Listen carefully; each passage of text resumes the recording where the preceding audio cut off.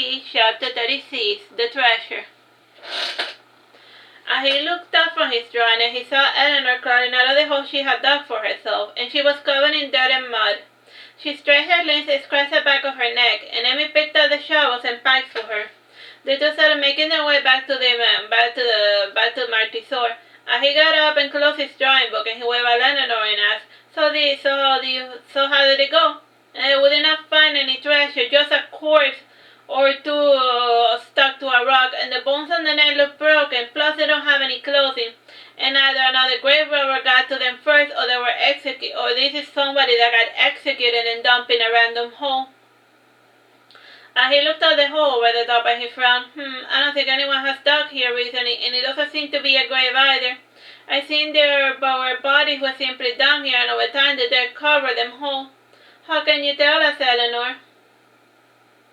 My mother had a knife for digging up trinkets, and she taught me how to find treasure using my nose. And then he snorted and said, Unlike her, I have a margin of error of 3 to 9 feet, and thankfully my third eye compensates for this error. Being off by a few feet doesn't sound too bad, commented Amy. Before entering Mandy, so Eleanor too went to her room to wash off the dirt and grime, and while she bathed, he went to sit in the garden, and he sketched a few flowers and a few of the amens sleeping on the sofa. And the sun was now hanging low over the horizon, and soon the darkness would fall, and the dog had come to rest at his feet, and he looked pitifully at the falling leaves, and his ears perked up at the same time as the dog started whimpering.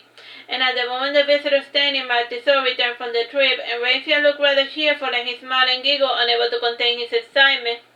And Lucrezia's face looked expressionless, and she simply passed by him without even giving him a greeting.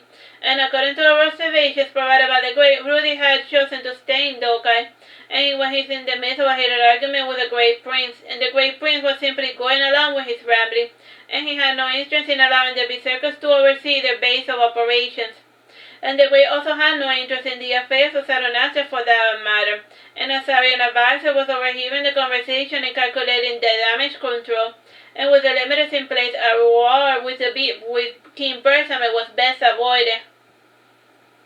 Lucrezia looked downcast because she could not understand the mating habits of the great, and the great prince did have many ladies that could be considered his courtesans. However, the limited facial expressions made it impossible for Lucrezia to tell if the great prince was genuinely aroused or not, and after speaking with Azarian, Lucrezia concluded that the great prince was simply putting on a show for her in order to troll her. And in every respect, the great prince had voyeuristic tendencies, and his tendencies did not translate into a behavior which humans define as carnal desire in any way. In reproduction was done purely by binary fusion, and this method allowed the great to produce half-breeds quite easily. And the official census listed 12,000 pure-blooded greys with 130,000 half-bloods in circulation. Then again, the actual grey population was much larger outside of the planet. And following the suit of the blueprints, the Grey had abolished a census, and even back when the census was done, 99% of the beings who called themselves Greys were now listed as biological weapons, since they were born in a laboratory instead of through traditional means. And just seconds ago, we received a complaint from the Great Prince, and he was annoyed that we had taken his kind's observations completely out of context, and we could so be supposed that he did not like the comments we made about him. And the third observation from a great contributor relates to Renfield's success. And Renfield visited about 25 shops while in Dokai, and he was able to acquire 67 trading contracts for the luxury goods sold by the great locals, and the items he particularly interested were the great textiles, paintings, Cuban cigars, opium, tea, jewelry, toothbrushes, and bathtubs. And one of the great merchants also directed Renfield to meet with the leader of the Sabian Merchant Guild, and his negotiations with the Sabians were profitable but a little too time-consuming. And now the merchants would sign trading manifests without looking through every little tiny detail, and as a result, Renfield was only able to sign 3 trading contracts with the Sabians. And from the Sabians, Renfield acquired silver goods like belt buckles and candlestands, furniture, and even liquid soap. And as for Renfield was concerned, this had been quite a profitable venture after just being in Dokai for a day, and had resolved to prolong his stay, seeing as though the Sabians were a little bit more difficult to negotiate with. And unlike Lucrezia, Renfield smiled at him and he saluted him. And he returned the salute and asked, "And will you be having dinner with us?" "If it pleases our generous host," said Renfield, placing his right hand over his heart and bowing. And after the salute, Renfield made his way to the kitchen to inquire about dinner. And in the meantime, he continued with his drawing. After 20 minutes of sketching, he got up and he went to the tea room and he put his drawing book away. And he noticed the servant setting up a table. And normally we would have the dinner outside in the garden, however, Conilunga had predicted that the weather would turn sour soon. And the rest of the servants were closing the doors and windows in preparation for the storm. And they had also stretched out the tent over the garden just in case. The tent did not keep the water out per se, rather it served as a filter for the water, and it arranged it in such a way that the water would fall only over the garden area. And by the time dinner was set, a downpour was falling over Martisor, and he and Eleanor saw each other again at the table with a set for them in the tea room, and he kissed Eleanor on the cheek before sitting down beside her. And the table was set for 2 more people, and Renfield entered the scene a few minutes later, followed by Lucrezia. Lucrezia was wearing a white dress with embroideries around the bust, and her full-length overcoat decorated with red sunflowers. And a ribbon was tied around her waist, and Renfield was still wearing the same clothing he had arrived with, and when he sat down and smelled dinner, he was brought back to reality, and when Lago looked at Lucrezia, he exclaimed, "And don't you look lovely this evening?" And Lucrezia bowed and said, "Why, thank you, Renfield, and I was wondering at him. You have lived among the great for quite some time, and their behavior seems alien to me. Care to explain?" Oh my God, door closes. And he folded his eyes and he closed it, and then he said, "Well, if their behavior feels alien to you, it must be maybe because they are." And he waited to see if Lucrezia understood, but then Renfield, rubbing his chin, says, "Oh, I finally get what you're saying. They are not." And then Eleanor and Lucrezia surprised that "You do." And I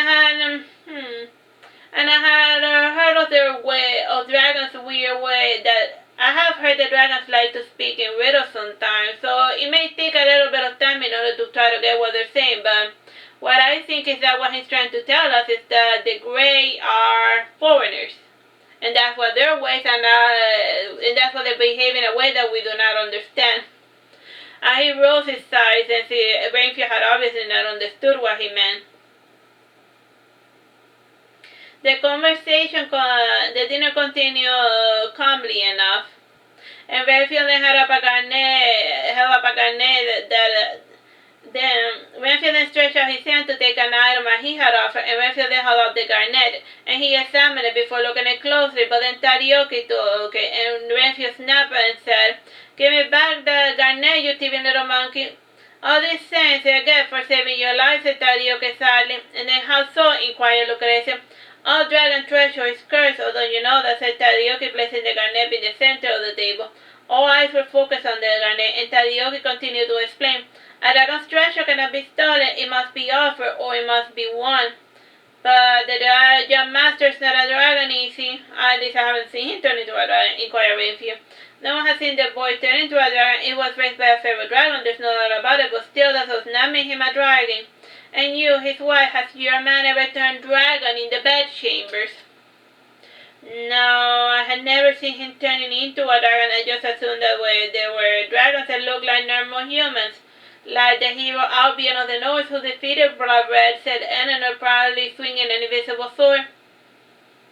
And Lucrezia then commented while picking up the garnet, "But wait, if the dragon's treasure can only be given, Renfield should not have been cursed by the treasure that he offered to him."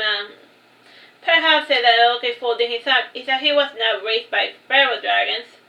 "I see," mused Renfield, and Lucrezia then placed the garnet in the center of the table. "For his kind, gems are like caviar. A delicious, nutritious meal that is a real pain to acquire," concluded Tarioki, returning the gem to Ahi. He then started eating the gem as if it was regular candy, so when he offered him the gem, it wasn't it was for him to eat, not for him to buy, sell, and trade, So that item is still technically cursed unless you eat it, but then again, only dragon people can eat gemstones and stuff. The conversation was brought to a close when dinner was served, and his dinner consisted of virgin venison broth.